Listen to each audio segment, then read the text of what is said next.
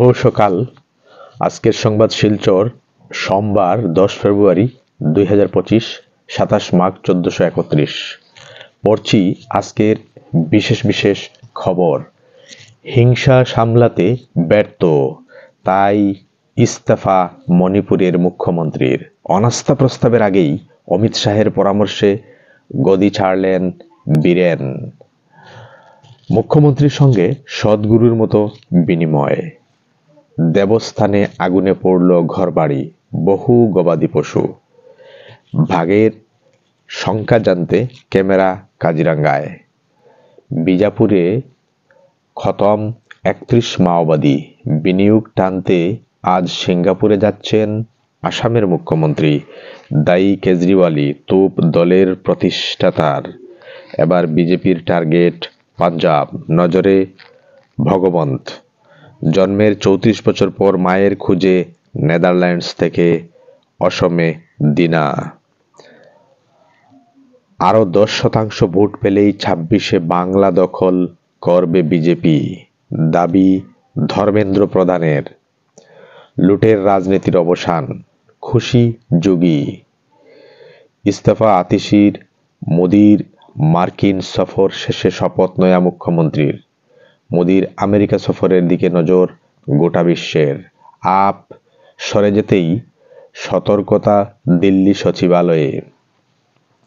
এবার বিস্তারিত। সদ্গুরুর মতো মুখ্যমন্ত্রী হিমন্ত বিশ্ব শর্মার উপস্থিতিতে রবিবার আধ্যাত্মিক গুরু লোকসেবা ভবনে রাজ্য সরকারের সিনিয়র আধিকারিকদের সঙ্গে এক মুক্ত মত বিনিময় অনুষ্ঠান মিলিত হন। সাতকাণ্ড রামায়ণের পর অবশেষে মণিপুরের মুখ্যমন্ত্রীর পদ থেকে ইস্তফা দিলেন এন বীরেন সিংহ। এদিন রাজভবনে গিয়ে রাজ্যপাল অজয় কুমার ভাল্লার হাতে পদত্যাগপত্র তুলে দেন তিনি। সঙ্গে ছিলেন কেন্দ্রীয় বিজেপি নেতা সম্বিত পাত্র।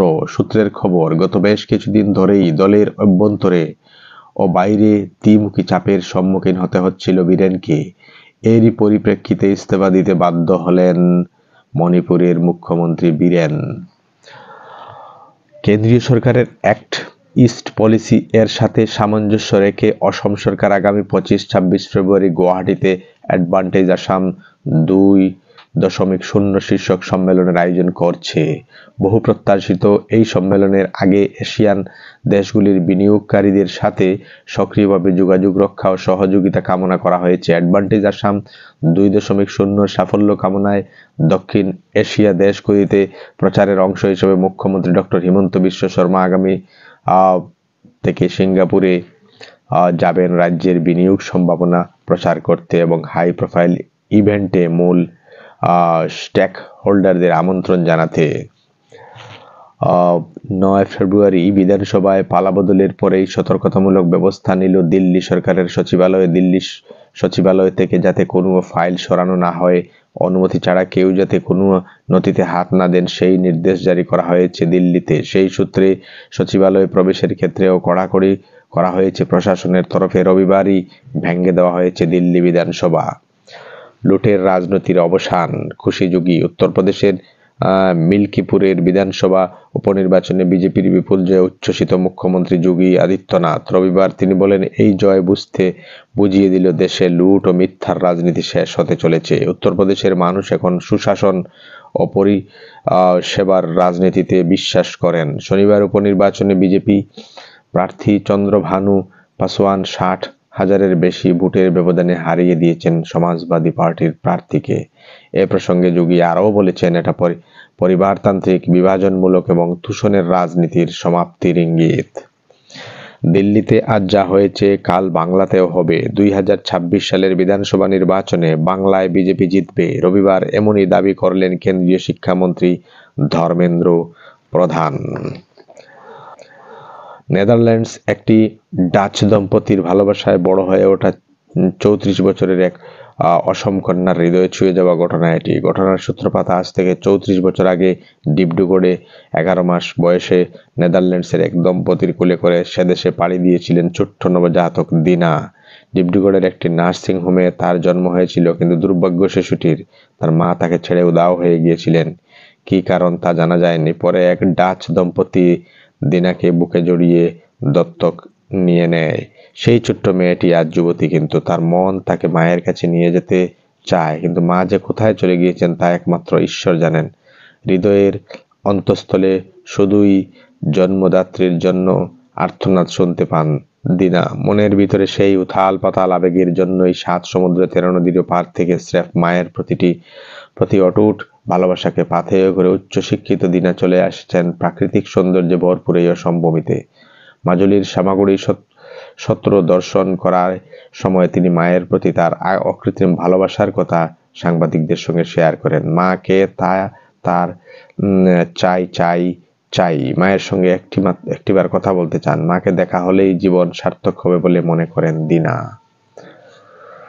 দায়ী কেজরিওয়ালি, তোপ দলের প্রতিষ্ঠাতা। দিল্লিতে পালাবদল হতেই আপ প্রধান অরবিন্দ কেজরিওয়ালকে শনিবারই তীব্র আক্রমণ করেছেন তার রাজনৈতিক গুরু আন্না হাজারে। এবার প্রাক্তন আপ নেতা তথা দলের প্রতিষ্ঠাতাদের মধ্যে অন্যতম পেশায় আইনজীবী প্রশান্ত ভূষণ আক্রমণ শানালেন কেজরিওয়ালের বিরুদ্ধে। সমাজ মাধ্যমে তিনি লিখেছেন, আপের শেষের শুরু হয়েছে। তিনি আরও লিখেছেন, দিল্লিতে আপের পরাজয়ের জন্য মূলত দায়ী কেজরিওয়াল। বিকল্প রাজনীতির কথা বলে ক্ষমতায় এসেছিলেন তিনি, কিন্তু ক্রমশ সুপ্রিমো প্রধান দল হয়ে উঠেছিল আপ। তিনি নিজের জন্য 45 কোটি টাকার একটি শীষ মহল তৈরি করেছিলেন। বিলাসবহুল গাড়িতে ভ্রমণ করতেন। মানুষের বিশ্বাসের মর্যাদা দেননি কেজরি। একই সুরে প্রাক্তন আপ নেতা, বর্তমানে ভারতীয় স্বরাজ পার্টির নেতা যোগেন্দ্র যাদব দিল্লিতে পালাবদল নিয়ে কেজরিওয়ালকে নিশানা করে বলেছেন, আপের যে স্বচ্ছ ভাবমূর্তি ছিল তা অবকারী দুর্নীতি এবং শীষমহল বিতর্কে নষ্ট হয়ে গিয়েছে।